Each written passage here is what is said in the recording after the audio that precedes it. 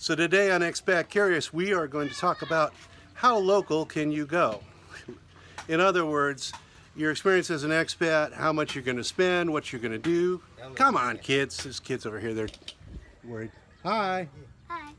Basically, your experience, your expenses, everything that you do here is going to depend a lot on your comfort level with how far or how isolated you want to keep yourself from the local experience. Like the young girl who's flashing me right now. Keep going, little girl.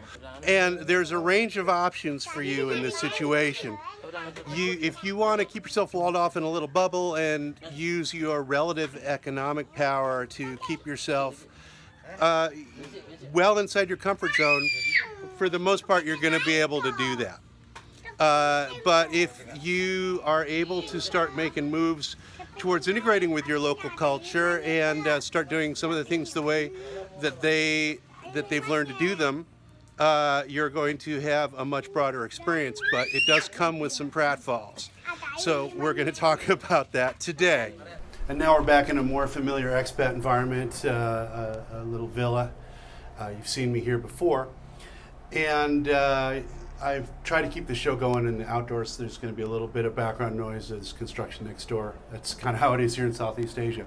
So anyway, just as a reminder, Expat Curious is a show that's designed for people that are in the beginning stages of thinking about moving to another country. Or maybe they've just done it, or maybe they're just thinking about making a big change in their life. Maybe you're not necessarily thinking about moving to another country, but you just got to shake things up. And so the reason I'm getting into this is a lot of what I try to focus on is the beginner perspective. I myself am in the beginning stages of making this transition. I've only been out of the US for 4 or 5 years. So I'm still pretty close to this process. And when we talk about how local can you go, at first I want to get into this idea that there is a continuum of the expat experience of your life overseas, and it starts with being a tourist that comes over for a day or a week, and it ends with, you've lived here for 20 years and you're paying taxes and you're pretty much integrated into the country you've decided to move to. Now, expats that are on this latter part of the continuum can get a little defensive about their position on this pecking order, if you will, and they'll say, well, you're not really an expat until you've made this amount of moves into your host country. And they'll kind of shut down any discussion that's about sort of anything that they consider to be tourism. And I think this is wrong, and the reason I think this is wrong is because every change in your life begins with the first step. Every person that ever expated to another country started out as a tourist or a visitor, or maybe somebody that was transplanted for work or some other reason. But we all were beginners at some point. And when you are trying to make a change in your life, one of the most intimidating and overwhelming parts of it is trying to visualize yourself where you're at, going to this other place, this distant existence, this completely different way of being. And it seems like such an exhausting and impossible prospect when you're sitting in one place and you're stuck in your life and you want to go to a completely another situation, another country, just live a different life. So someone at the end of that journey telling you, well, you got to do this, you got to do that, or whatever, it doesn't count. To me, that's unhelpful, because you've often heard it said the most difficult part of a journey is the first step. And it's one of these things you hear so often, you think it's so facile, it can't possibly be true. But I can tell you from my own experience, it is the truth. Once you've changed your habits, your patterns, and you start going down a new path, each step becomes easier, because the hard part is letting go of the things that you thought were important to your life. And then once you start moving down this new path, you start to accumulate the knowledge and the adjustments in your behavior that will make it easier for you to move forward towards that once seemingly unattainable goal. Now, you may notice that I've lost a little bit of weight since you saw me last, and quite a bit since you saw me prior to that. And that's just something I needed to get around to doing. And it was largely because there were certain adjustments to my life I didn't want to make. I didn't want to stop eating nachos. I didn't want to stop having, cakes and things like that because I liked them. And I just had to say, well, do you want to be fat and unhealthy, or do you want to just stop eating those things? And once I went, well, I'm not going to eat that stuff anymore, I started losing weight, and it actually stopped being that difficult because I found other things to replace those things in my day-to-day life. And later, I'll probably make another adjustment and another and another. And this is the way life works. So when you're thinking about how to make this big change in your life, whether it's moving to another country or anything else you're going to do, when I talk about a continuum, when you start as a tourist and you end as a grizzled expat looking down on all the other tourists, focus on those first steps. And when I talk about how local can you go, that really is about how far down this path have you progressed, and what steps do you want to linger on? How far down this path is far enough for you? What kind of life do you want to lead? Don't visualize that in terms of this perfect life someone else is leading on the beach, or someone who's got 5 businesses and paying X amount in taxes in their newly adopted country.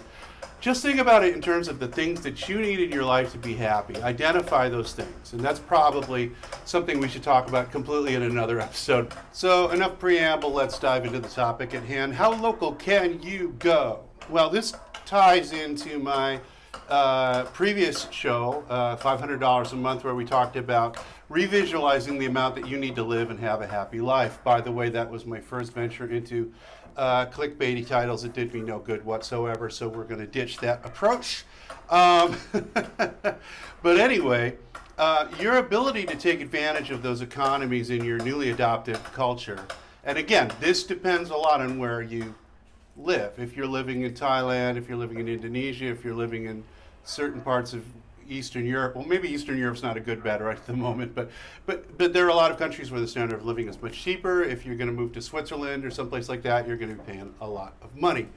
But in general, we're thinking in terms of a place that is going to be less expensive than the place you're currently living. And your ability to take advantage of the economies in your adopted culture is going to depend on your ability to get to know the local infrastructures and the way the locals live. What that's going to mean is at first, you're not going to have any of that. You're going to be a tourist. And there's nothing wrong with that. You are getting to know your adopted place, and you are figuring out how everything works.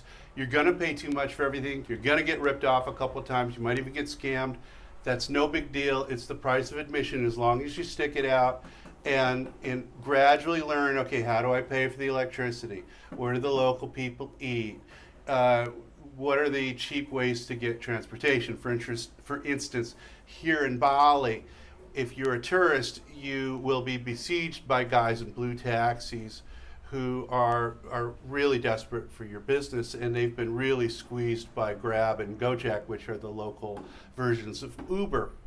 And while the taxi drivers will protest that they're just protecting local jobs, the fact is they had a monopoly on local transportation, and they were really gouging the people that came here. Grab and Gojek give you a predictable price, and that is indeed how the locals travel. So once you've been here for a while, you just don't use local transport anymore because, got a hair out of place there, because it's just a ripoff. Sorry guys, but it is. If I don't need to spend $5 to go a mile. So things like that you will learn pretty quickly. Some things you'll learn slower, but after a while you'll start to learn what the locals who make a lot less money than you, how they live. And once you do that, you'll be able to pick and choose which ones are right for your lifestyle, and which ones, like perhaps air conditioning or hot water, are more important for you to pay a little extra to have. Now, second, as I've already said, people that have already been here for a long time, been wherever you're going to go, you're going to get a lot of shame. You're going to get a lot of shade thrown at you because you're a tourist, you're a newbie. I still get this. I get this from people who watch this show, and it's not surprising. Because if I've spent 2 years in Indonesia and they've spent 20, they're like, who the hell is this guy? And why is he talking about something I know more about than him? But as I said, that's not helpful to people that are wanting to make a change, wanting to learn how things work. And when I came here, I benefited very much from a few people that didn't have that attitude and were willing to show me the ropes, tell me what's dating like in this country and what are the things to avoid to not get in trouble with immigration, who are the best visa agents, things like that. Knowing helpful people that have done this already is going to be really key to your journey. And you should feel no shame about being a tourist, because actually that's how everyone starts out, and you should start out that way.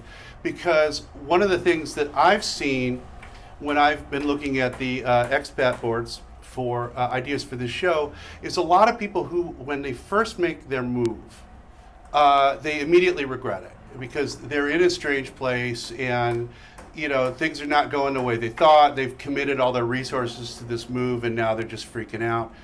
This also is completely normal. This happened to me when I first came to Manila, but the difference was I was only in Manila for a short period my first time there because I was checking it out.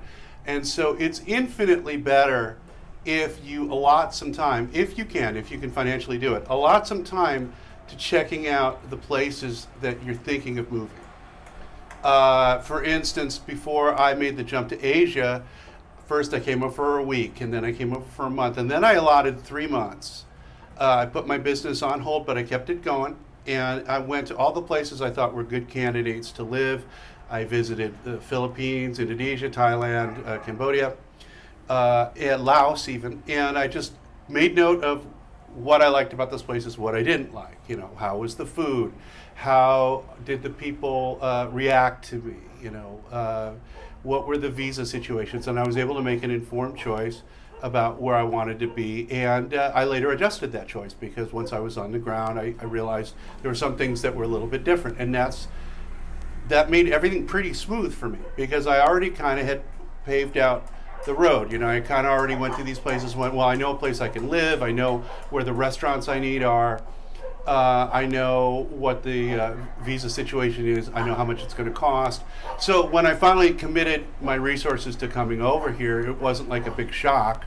I already had a little bit of support system in terms of friends on the ground, and I already kind of knew where everything was, which brings me to the next thing I think is really important, and that is identifying the things you need to be happy. And one of the things that's been interesting about my life over here is how much it taught me how little I really do need, but how important those simple things are for my own happiness. I need a certain amount of socialization. I need to be able to hang out with people. I'm a little bit of an introvert. A lot of the time I'm perfectly happy to stay home by myself, but I can't live that way all the time. I really, really need to have people around me. I need to be able to hang out. It can't be as much work to socialize as it was when I lived in Los Angeles. That's the number one reason I left the US, was it was hard to hang out.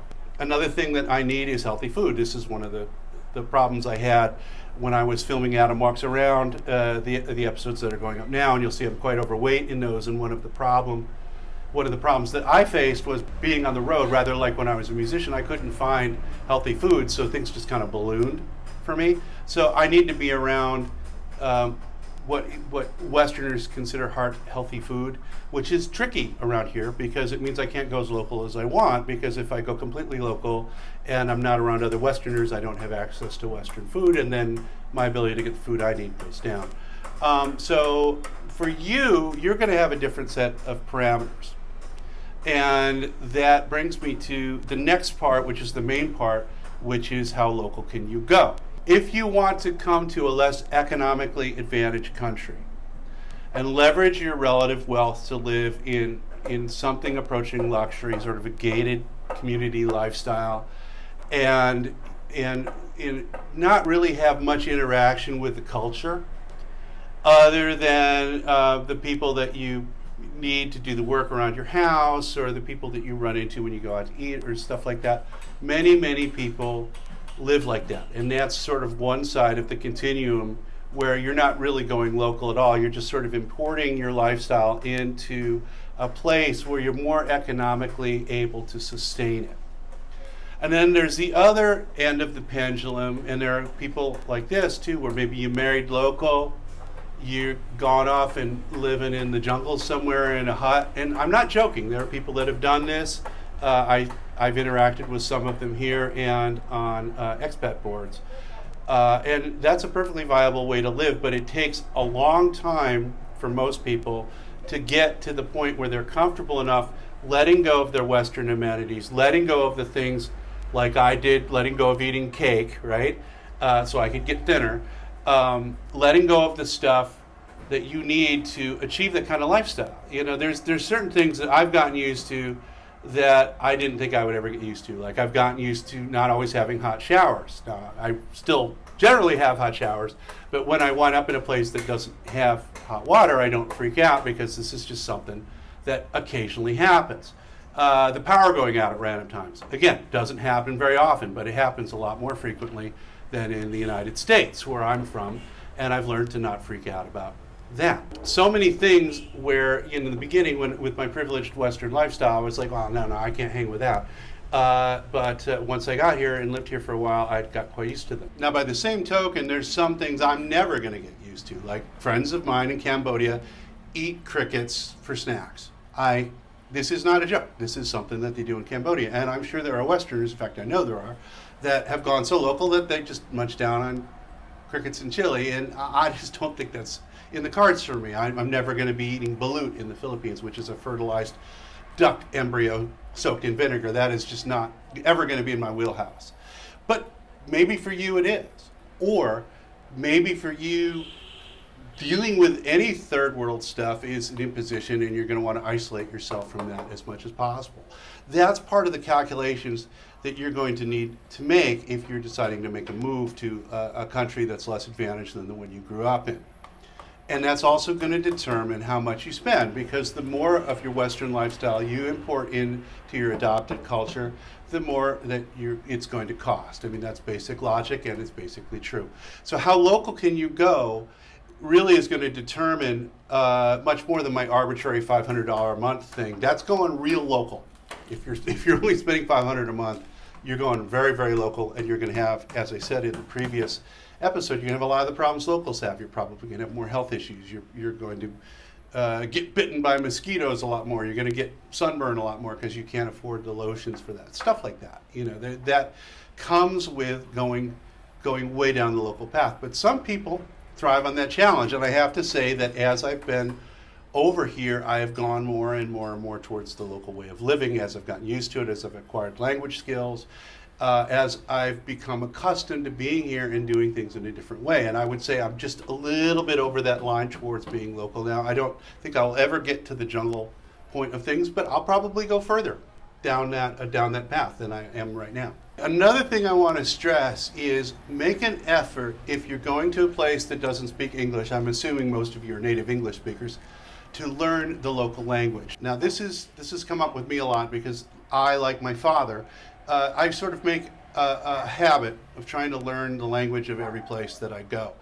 And it hasn't always worked out for me. Like in Cambodia, that's an extremely difficult language for English speakers to learn, so I only got a few phrases down, you know, little kind of minor communication. But here in Indonesia, I can speak fairly fluently, and it has really, really helped my ability to, again, go local, find things outside of the expat realm, interact with people who don't speak good English, and it especially helps with bargaining. It lets people know that that you've been around, that you're not an easy mark.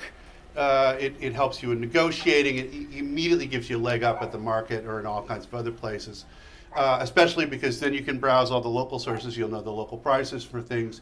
You won't get ripped off by people that assume that you don't know how things work, and so they're gonna mark up the price, which is a pretty common thing to have happen.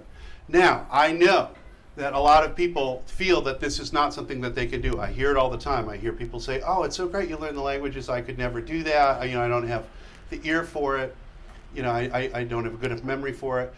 Yeah, I've heard all that. And the thing is, yes, I have some natural advantages because I'm a musician, so I have an ear for that kind of thing. But the thing is, I did put in a lot of time on it. I spent an awful lot of time every single day working on the language and making myself speak to people in their language and not mine. It didn't just happen. And it wasn't just because I'm a language genius. It's not like that. And the other thing that is really important is you do not have to become fluent or even very good at the language for it to have a significant positive effect on your experience here. Quick story. excuse me.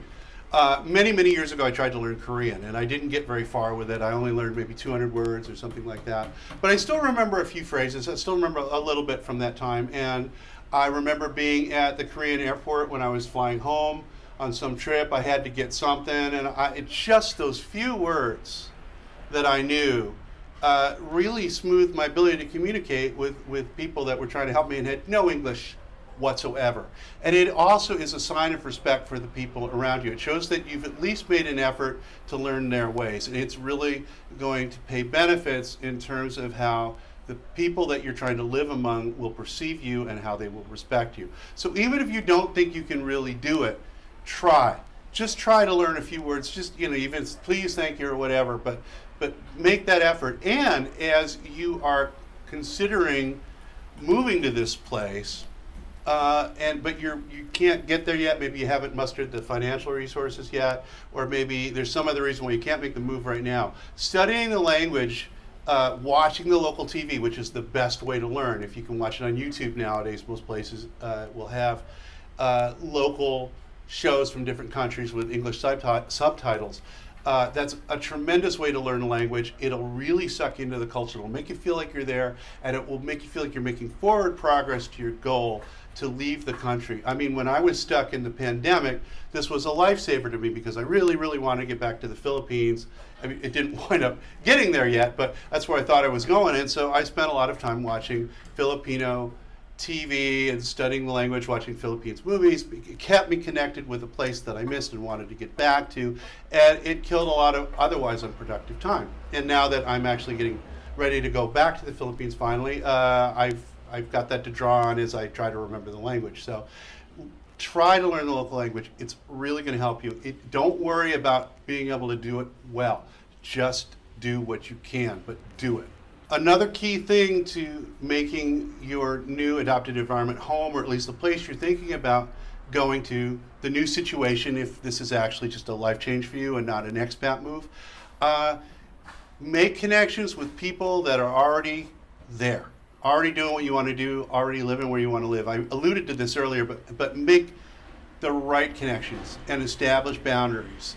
To give you an obvious example, if you're going to live in Southeast Asia, if you want to get to know a lot of people really fast, and this is true, women, you're going to roll your eyes at this, but it's true if you're a man or a woman, get on some dating sites and start talking to people.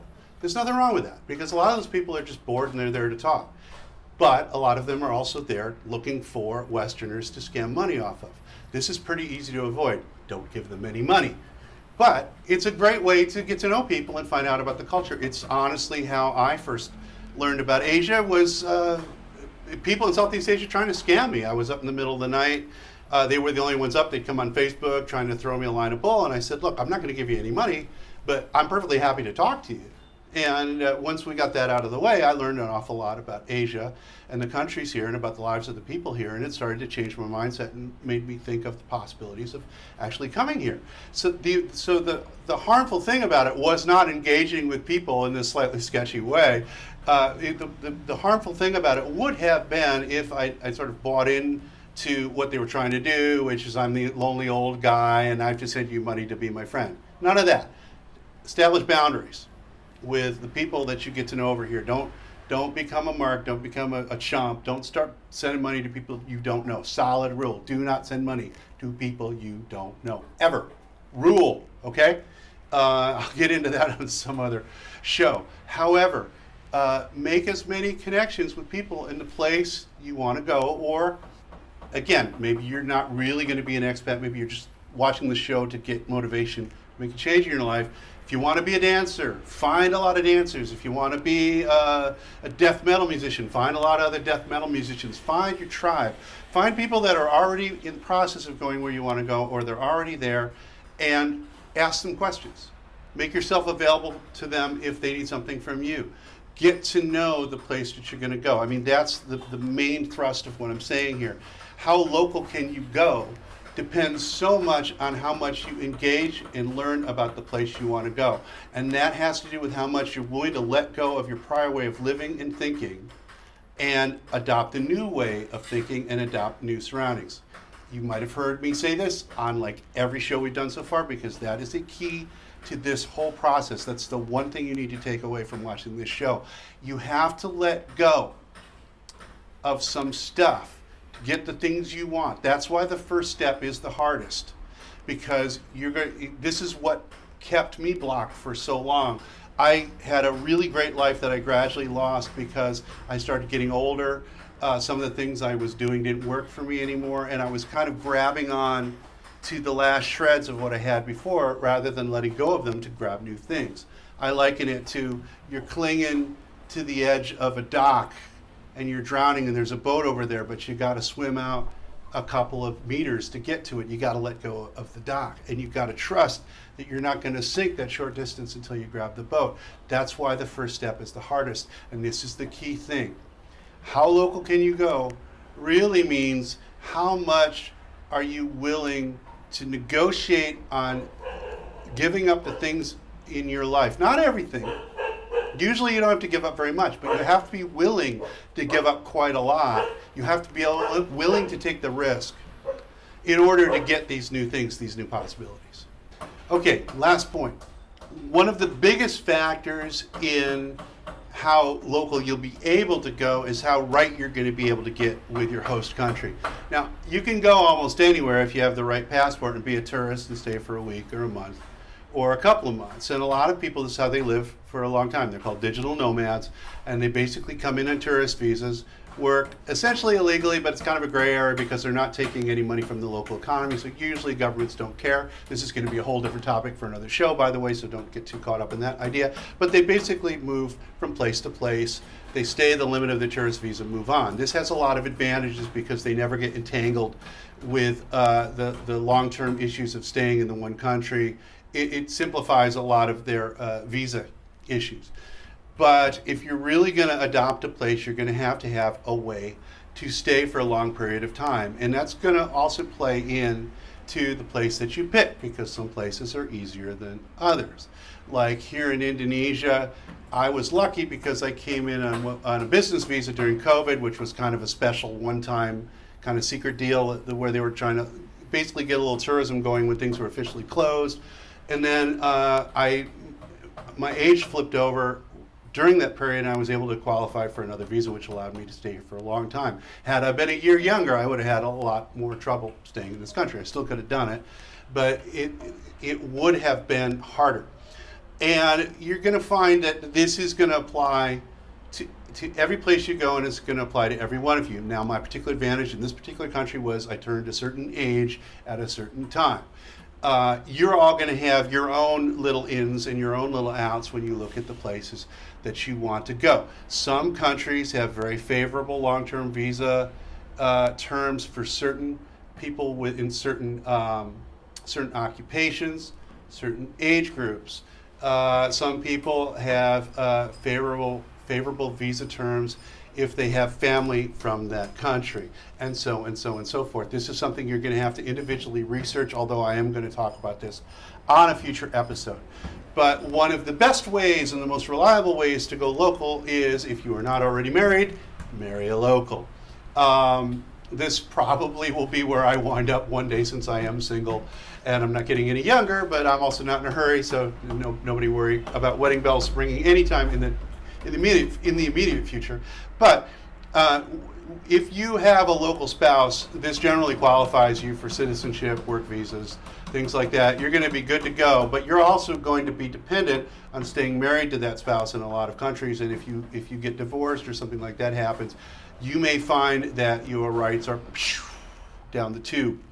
And this is my final point, and this is sort of a cautionary tale, because even though I generally have had a very positive experience so far in doing this, there are pratfalls to doing it, and I'm going to cover those along with all the golden sunshine and rainbows that I usually tell you about. And one of the things to remember is you will probably never be able to go completely local because you are a foreigner. And for as much as Western cultures, particularly mine, are very, very focused on social justice, racial equality, things like that, things I'm very much in favor of, by the way. However, there's a reason that those things don't come naturally, and that is people are tribal. And you're going to find when you get out of Western cultures People are closer to that tribal way of thinking, which means they're more blatantly, although not necessarily hostilely racist, and they tend to more think of people in terms of their skin color or their socioeconomic class, and they're more unapologetic about it now because it's right out in the open. Sometimes it's less toxic because like I don't have any problem thinking of me as a white guy because that is my main distinctive factor, especially when I'm in parts of this country where there aren't any other white people. So I don't have any, I'm not freaked out about the race issue for myself. It just is who I am, and in this environment. But I also am very clear that no matter how much of the language I learn in this country, the Philippines, or any other place I go, or how local I go, or how much work I get, or if I marry a local, I'm never going to be a local person. I'm always going to be a little bit of an outsider, which is not necessarily a bad thing because that does confer some privileges on you. But you will never have, most likely, the rights and some of the sort of backdoor ins with the legal system, with how you are treated jurisdictionally in those countries. You're always going to be a little vulnerable to that. There's countries, I think it might have been Mexico, somewhere in South America, where they had they changed certain real estate laws so foreigners could own land. They all went in, bought villas. 5 or 10 years later, the government changed their mind, kicked them all out. They can do that, because you're a foreigner and they made the rules. So you always have to be a little mindful that you're always going to be on slightly shaky ground when you leave your home country, but you will be insulated in most cases by your wallet and in your superior education, and I hate to say it, but by accents of birth, like skin color and class, they will benefit you, but you will always be a foreigner in most places. And so those things balance out. I'm not saying they're right, I'm not saying they're wrong, I'm just saying that's the way it is. So, it's your decision how local you want to go. But generally speaking, the more local you go, the cheaper your life is going to be, and the safer your life is probably going to be. But it's up to you to identify what's your comfort level, what are the things you need to live and be happy, and where are you willing to compromise? What are you willing to give up? Consider all those things before you make your move. But don't be afraid of the idea that you will have to give some things up because you will be getting something else in return. You may not get it right away, but you'll get it. And that was the whole point of giving it up, just like my cake. So anyway, I'm going to go have my breakfast of oatmeal and bananas, and I'll see you for the next episode of Expat Curious, where I think we'll start to discuss the financial issues of how you fund this, which I know a lot of you have been waiting for me to talk about.